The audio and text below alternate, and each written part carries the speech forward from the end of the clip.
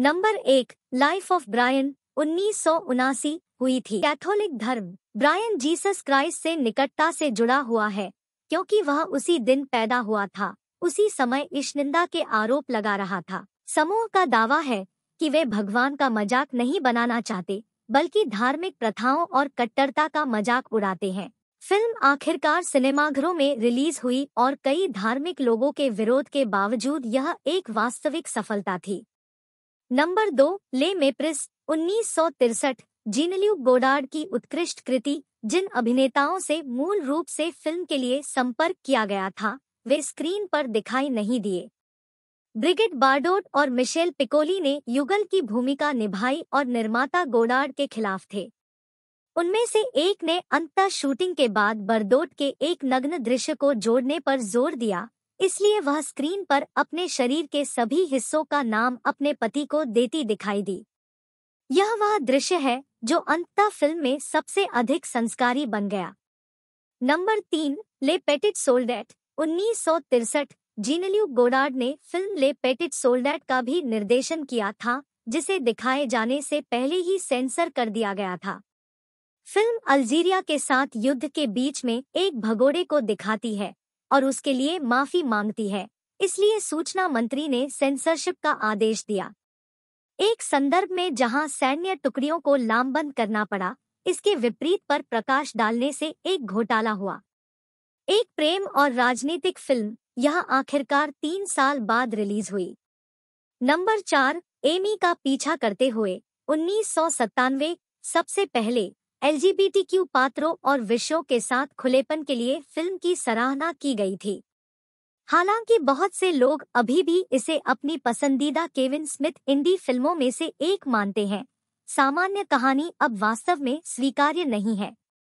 Holding McNeal का किरदार Ben Affleck ने निभाया है और पूरी फिल्म के दौरान वह Alyssa Jones, Joey Lauren Adams द्वारा अभिनीत के किरदार को मनाने की कोशिश करता है कि वह उसे डेट करे।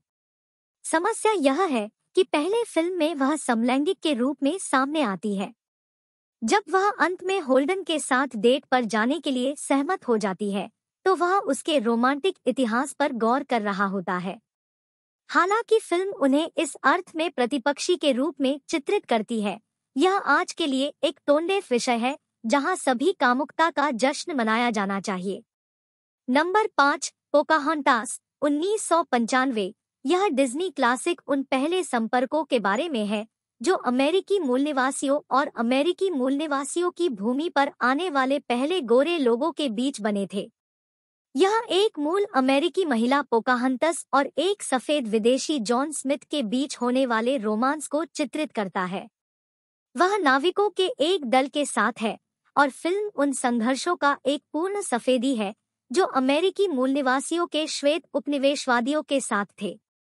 पोकाहोंटास विवादास्पद था जब इसे 1995 में रिलीज किया गया था क्योंकि वास्तविक जीवन में कहानी की सटीकता के संबंध में कंपनी द्वारा किए गए गंभीर परिवर्तन के कारण। मुद्दों की सीमा को समझने के इच्छुक किसी भी व्यक्ति के लिए सभी जानकारी मौजूद है, इसके लिए बस एक साधारण पुस्तकालय या इंटरनेट खोज की आवश्यकता है। नंबर 6, द नन 1967 डिड्रॉट के ला रिलीजियस से अनुकूलित एक फिल्म, धर्म से इसके संबंध के कारण शुरू से ही समस्याग्रस्त थी।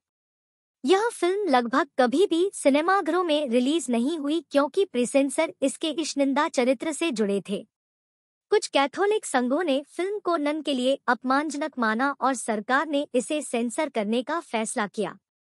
राजनेताओं और कलाकारों के बीच लड़ाई छिड़ गई। फिल्म ने आखिरकार अपना केस जीत लिया और सिनेमा में दिखाई गई। नंबर 7, 16 कैंडल्स 1984 जॉन ह्यूजेस द्वारा बनाई गई ब्रैट पैक समझी जाने वाली इन फिल्मों को आमतौर पर 1980 के दशक की क्लासिक माना जाता है। फिर भी यदि आज 16 मोमबत्तियां बनती तो उसे कभी फिल्म के रूप में स्वीकार नहीं किया जाता। हालांकि फिल्म में सेक्सुअलिटी को लेकर बहुत सारे एटीट्यूड है जो आज उड़ नहीं पाएंगे। लांग डुक डोंग चरित्र के चित्रण के संदर्भ में इसे पूरी तरह से पुनर्निर्मित करने की भी आवश्यकता होगी। उनकी भूमिका अभिनेता गेड्डे वतनबे ने निभाई थी। उनके चरित्र का चित्रण एशियाई समुदाय की सबसे भयानक अपमानजनक रूढ़िवादिता के साथ हुआ। जापानी विनिमय छात्र के चित्रण के बारे में बहुत से लोग बहुत मुखर थे। Number 8, slap shot, 1977। The Hanson brother अभिनेता और पॉल न्यूमैन इस स्पोर्ट्स मूवी को यादगार बनाने के लिए जाने जाते हैं। यह मामूली लीग में एक हॉकी टीम के बारे में है जो अपने खराब शहर को और अधिक प्रसिद्ध बनाने के लिए गंदा खेलना शुरू करने का फैसला करती है। समस्या यह थी कि फिल्म पूरी तरह यथार्थवादी थी। रक्त और जमा हुआ खून की विचित्र मात्रा के अलावा इस्तेमाल किए गए होमोफोबिक स्लर्स पूरी तरह से अस्वीकार्य है। हालांकि उस समय कोई भी इनके इस्तेमाल के खिलाफ नहीं बोला। यह स्पष्ट है कि एक ही स्वर में इस तरह की आपत्तिजनक फिल्म आज अच्छा प्रदर्शन नहीं करेगी, फिर भी यह हिंसा के लिए अनिर्णीत है।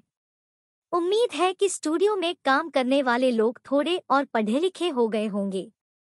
Number 9, basic instinct, 1992। यह एक प्रसिद्ध पूछताछ दृश्य के साथ एक कामुक थ्रिलर है जिसमें शेरोन स्टोन जासूस को उसके निजी अंगों को दिखाने के लिए अपने पैरों को खोलती है। कथित तौर पर शेरोन स्टोन फंस गया, यह सोचकर कि यह दृश्य उसके करियर को नुकसान पहुंचाएगा।